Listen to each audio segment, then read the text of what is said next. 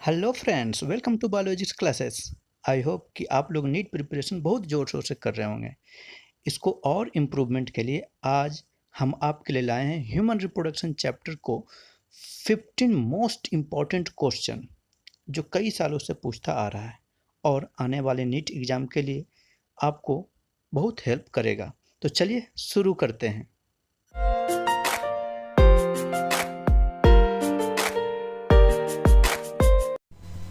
Okay friends, तो first question देखते हैं। फर्स्ट क्वेश्चन क्या बोल रहा है? Which cell in the testis secrete testosterone, the male sex hormone, और which of the following is the endocrine tissue of testis. अब ये देखिए, ये बोल रहा है क्या कि ऐसा कौन सा सेल है जो टेस्टोस्टेरॉन, एक मेल सेक्स हार्मोन है, उसको प्रोड्यूस करता है। तो जब आप ह्यूमन रिप्रोडक्शन पढ़ रहे होंगे तब उसमें टेस्टिस में सेमनीफेरस ट्यूब्यूल पढ़े होंगे, और सेमनीफेरस ट्यूब्यूल्स के बीच में कुछ ग्रुप ऑफ सेल्स पाए जाते हैं जिसको हम लोग बोलते हैं लिडिक सेल्स, या उसको हम लोग बोलते हैं इंटरस्टिशियल सेल्स। तो अब आपको आंसर पता चल गया होगा। Yes, the answer is interstitial cells और Leydig cell that produce testosterone hormone. और इसके सपोर्ट में देखिए हम यहाँ एक स्लाइड लगा दिए हैं, जो आप अगर ह्यूमन रिप्रोडक्शन लेक्चर देखे होंगे तो वहाँ पर लिखा हुआ है कि इन between the tubules blood vessels, neuron cells are present, and some group of cells that are present called interstitial cells or Leydig cells, and that secretes testicular hormone called androgen, especially testosterone।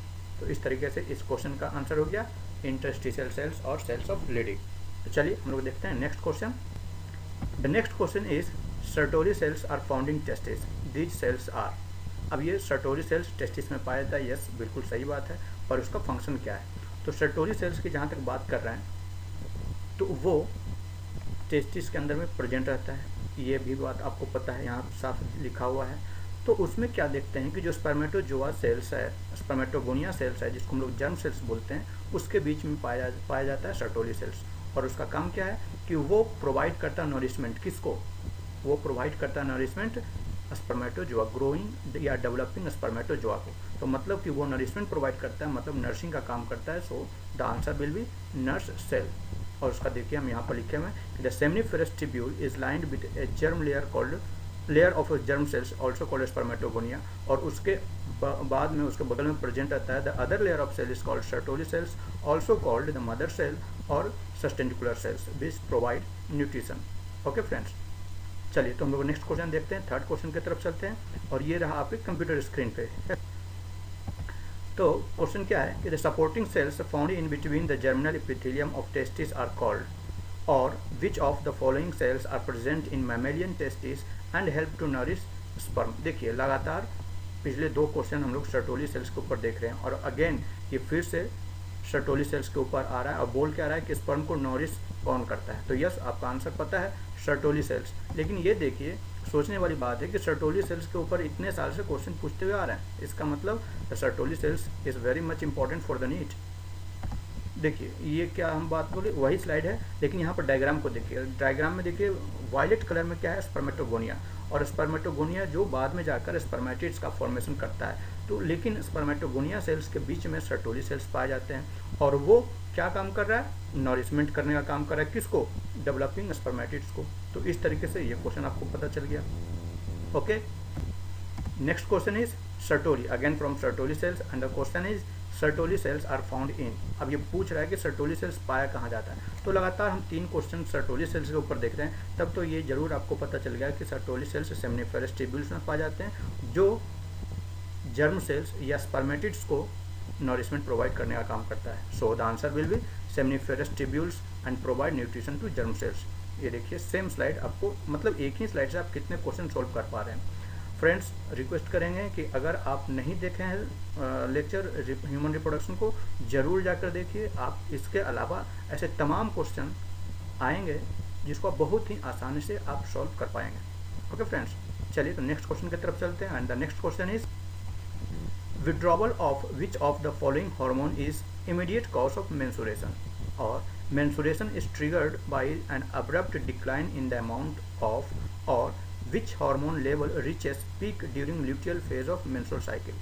तो अगर आप menstrual cycle पढ़े होंगे, ध्यान से पढ़े होंगे, तो आपको पता होगा कि after ovulation luteal phase start होता है, और ल्यूटियल फेज में एक बॉडी बनता है जिसको बोलते हैं हम लोग कॉर्पस ल्यूटियम। और कॉर्पस ल्यूटियम एक हार्मोन सीक्रेट करता है and that hormone is called progesterone. तो अब आपको पता चल गया आंसर इसका क्या होगा, दैट इज प्रोजेस्टेरोन हार्मोन। और देखिए जो लेक्चर देखे होंगे उनको पता चल गया होगा, अगर नहीं देखे हैं तो वो देखिए उस लेक्चर का एक सेंटेंस लिखा हुआ है, it is important to maintain corpus luteum and stimulate it to secrete progesterone which is essential to maintain endometrium of uterus and it also prevents menstruation. तो इस तरीके से इस क्वेश्चन का तो बहुत आसानी से आप जवाब दे दिए। चलिए नेक्स्ट क्वेश्चन देखते हैं। नेक्स्ट क्वेश्चन क्या कहता है, ये रहा आपके कंप्यूटर स्क्रीन पे ये रहा, देखिए ये एक ओवरी का ट्रांसवर्स सेक्शन है और ये देखिए तमाम 2013, 2004, 2007 बहुत ईयर में पूछा हुआ है, इंपॉर्टेंट है। ये एनसीईआरटी का डायग्राम है, डायरेक्टली डायग्राम से आया हुआ है और इसको हम बिना आपको देर किए हुए डायग्राम दिखला देते हैं, तो डायग्राम से सीधे आप इसका आंसर बता सकते हैं। और इसका ऑप्शन क्या है, A. The next question is acrosome of sperm is formed from. अब ये बोल रहा है क्या कि जो मेल का स्पर्म होता है उसके हेड में एक्रोजोम प्रेजेंट रहता है। तो अब ये बताना है कि एक्रोजोम कौन बनाता है। तो इसको अगर देखा जाए तो ह्यूमन रिप्रोडक्शन में डायरेक्ट तो इसको आंसर नहीं दिया हुआ है, इसका आंसर दिया हुआ है सेल चैप्टर में। और सेल चैप्टर में जब आप गोल्गी कॉम्प्लेक्स पढ़िएगा तो वहाँ पर बतलाया हुआ है क्या कि Golgi complex helps in formation of acrosome. So the answer will B Golgi complex of spermatids. और ये देखिए ये हम बतला दिए हैं कि यस हेड पोर्शन में न्यूक्लियस के, ये स्पर्म के हेड पोर्शन में न्यूक्लियस के ऊपर एक्रोजोम प्रेजेंट रहता है जो गोल्गी कॉम्प्लेक्स के थ्रू बनाया जाता है। Okay, the next question is fertilisation occur in human, rabbit and other placental mammal in. अब ये पूछ रहा है कि फर्टिलाइजेशन कहाँ पर होता है, तो ये तो बहुत इजी क्वेश्चन है, हर कोई बता देगा कि फैलोपियन ट्यूब में होता है। पर अगर पूछ लिया जाए कि फैलोपियन ट्यूब में एग्जैक्ट पोजीशन पर कहाँ पर होता है, तो उसके लिए आपको याद रखना पड़ेगा कि एग्जैक्ट पोजीशन कहाँ होता है, एम्पोलरी इस्थेमिक जंक्शन ऑफ ओविडक्ट। ओविडक्ट और फैलोपियन ट्यूब जिसको बोलते हैं, तो वहाँ पर एम्पोलरी और इस्थेमिक जंक्शन पर होता है, एग्जैक्ट पोजीशन है ये। ओके फ्रेंड्स, चलिए नेक्स्ट क्वेश्चन की तरफ चलते हैं। The next question is egg which contains very little amount of yolk are called as और ह्यूमन एग्स आर। अब ये देखिए पूछा हुआ है कि ह्यूमन एग्स, या फिर जो बोल रहा है कि ऐसा कौन सा एग है जिसमें यॉक अमाउंट बहुत ही कम प्रेजेंट रहता है। तो जब आप लेक्चर देख रहे होंगे तब आप ज़रूर देखे होंगे टाइप्स ऑफ एग, और वहाँ हमने डिस्कस किया है कि वहाँ पर ह्यूमन का जो एग होता है दैट इज़ माइक्रोलेस्थल, उसमें यॉक अमाउंट बहुत ही कम, ऑलमोस्ट नहीं रहता है, एलेस्थल भी बोला जाता है।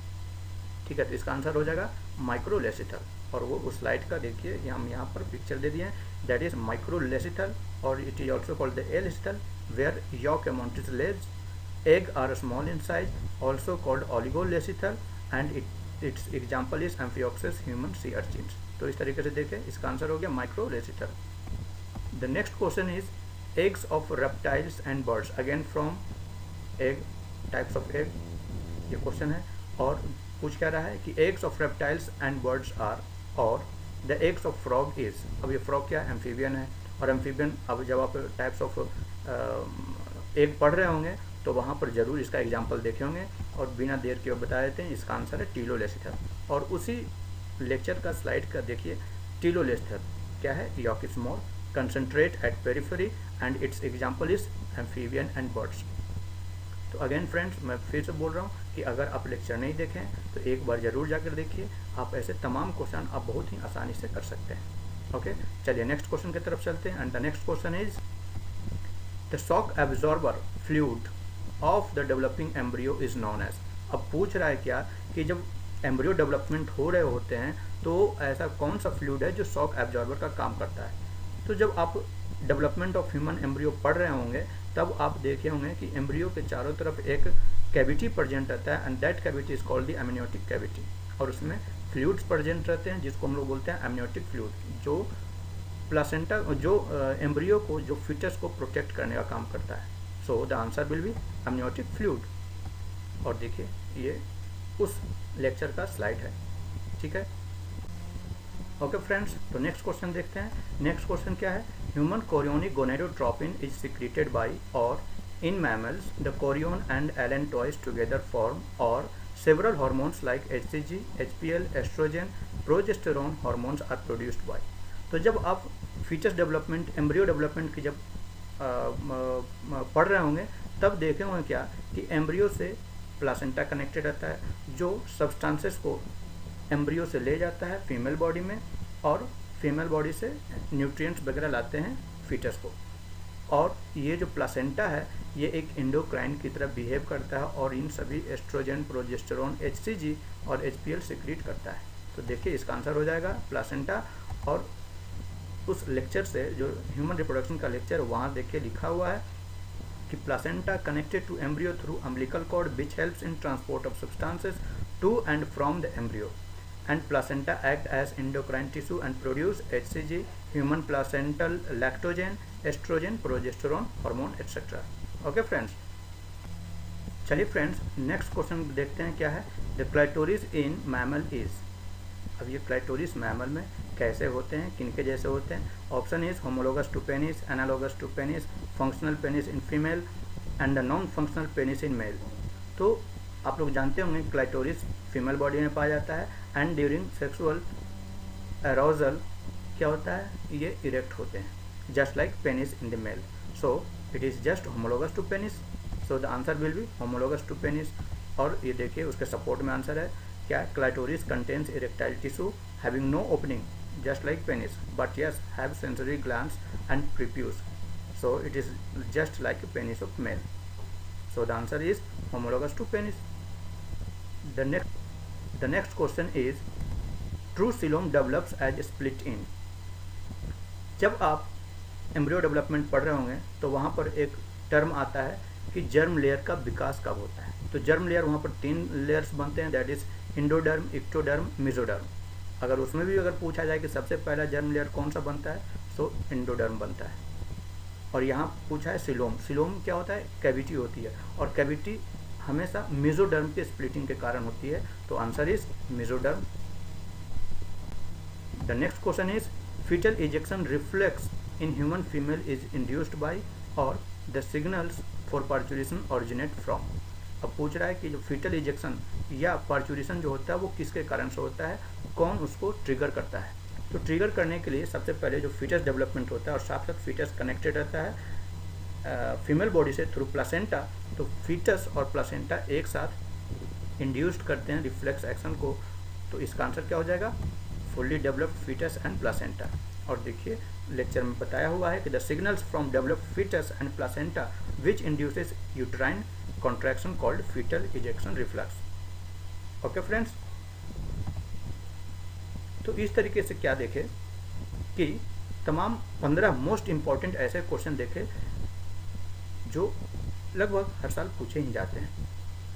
तो अगर ऐसे ही और सारे सवाल का जवाब चाहिए तो आप प्लीज़ एक बार जाकर आप पूरे ह्यूमन रिप्रोडक्शन लेक्चर को देखिए।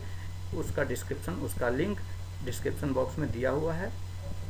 And if you like this video please like, share and don't forget to subscribe this channel friends. Okay, thank you, have a nice day, bye bye।